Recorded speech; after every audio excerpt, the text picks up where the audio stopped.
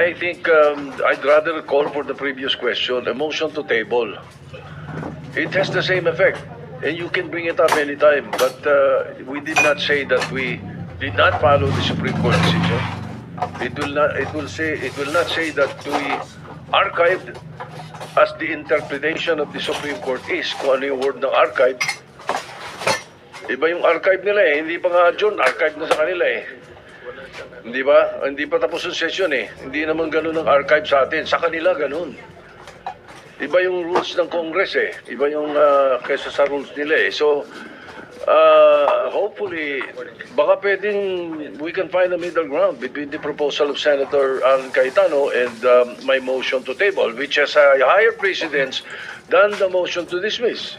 But Mr. President, that is not consistent with the immediate character of the decision. The decision says it is immediately executory. A motion to table, hindi po immediate yun eh. Tsaka sabi nga ni Senator Cayetano, somehow there should be some action. The people are waiting for some kind of a closure before this chamber, because that particular decision is directed to no one but to the Senate, Mr. President. Mr. President, Before the chair recognizes any member, the parliamentary status is that a motion was made by the Honorable Marculeta, which he is willing to amend, and a higher order of precedence motion was made by the Honorable Minority Floor Leader. Both are pending, and to afford time for both the Minority Leader and the original movant to perhaps consider and find a compromise as agreed upon earlier, can we proceed with the interpellations and interjections, manifestations, if you will, Yes, of the yes. other members who had manifested to so interject and make known their position through a manifestation or interpellation? Yes, Mr. President. Thank you. Therefore, I withdraw the call for the previous question, and then allow that to proceed. But then again, just a point of information for for our colleagues. The Supreme Court has just received a motion for a TRO for the Senate not to take up this particular case. It was filed yesterday by the someone filed. former Associate Senior Justice Tony Carpio,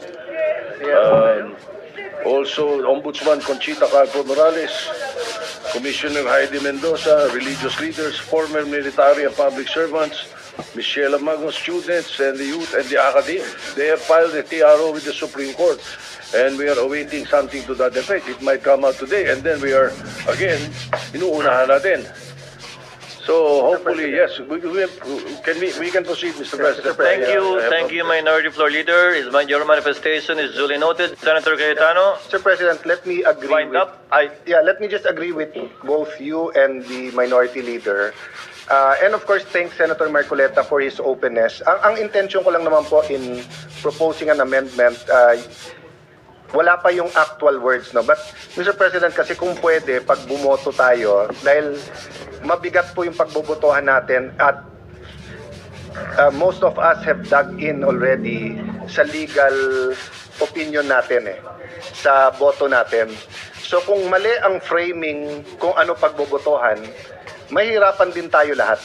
So meaning I don't mind if I vote for or against the proposition, at least malinaw kung anong pagbobotohan ko. So like, I would vote to follow the Supreme Court decision. I'm thinking whether I'll vote to dismiss because the Supreme Court said it did not exist, void ab initio. But I don't want to vote against it because if I vote against it, it is live. And precisely, the Supreme Court said immediately executory. No? So let me yield the floor para dun makapagtanong yung iba. But I'm hoping some of us can come up with language that will be acceptable. We might not have a unanimous vote, but at least klaro kung anong pinagbobotohan natin. Thank you very much, Senator Marculeta. Mr. President, just a point of information. Senator Pia Cayetano is recognized for her point of information. Yes, thank you, Mr. President. I'm happy to be corrected. We have in on the floor, I don't know, maybe 5 or 6 previous majority floor leaders. Senator Alan was a majority floor leader. The minority floor leader was Senator Sotto was a majority floor leader. Senator Kiko was a majority floor leader. Senator Subiri, former Senate President, was also a majority floor leader. I hope I didn't forget anyone. Lauren was a majority floor leader. So on that note, I just want, so again, I'm happy to be corrected, but the rules, to my knowledge, do not limit us to a particular kind of motion. Rule 31, the title is Precedence of Motions, so it lists the motions that take precedence. Rule 32 is the privilege motion. It doesn't mean that we cannot have a different motion. So just put that on the table so that those who want to be creative can continue this discussion later on when we get to that point that we're deciding if we will rephrase, if we choose to look for a more appropriate wording, but I'd like to include this in everyone's for everyone's consideration that there doesn't seem to be a limitation on what kind of motion we can present to the body. Thank you.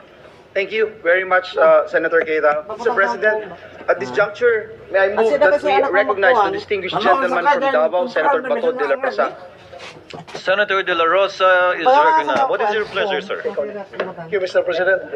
I just would like to make a clarification, Mr. President, that it is very clear to me during our caucus, we have agreed that today, on this date, we are going to tackle this Supreme Court ruling, and we have to debate on this, and we have to decide on this today. It was not part of the agreement that whenever the House of Representatives file a motion for reconsideration, ay ma-install yung ating plano to decide today. So, bakit nagbago yung usapan, Mr. President? I'm just asking. Your Honor, the Senate is a collegial body and decides everything by dividing the House. Never miss a story. Unlock exclusive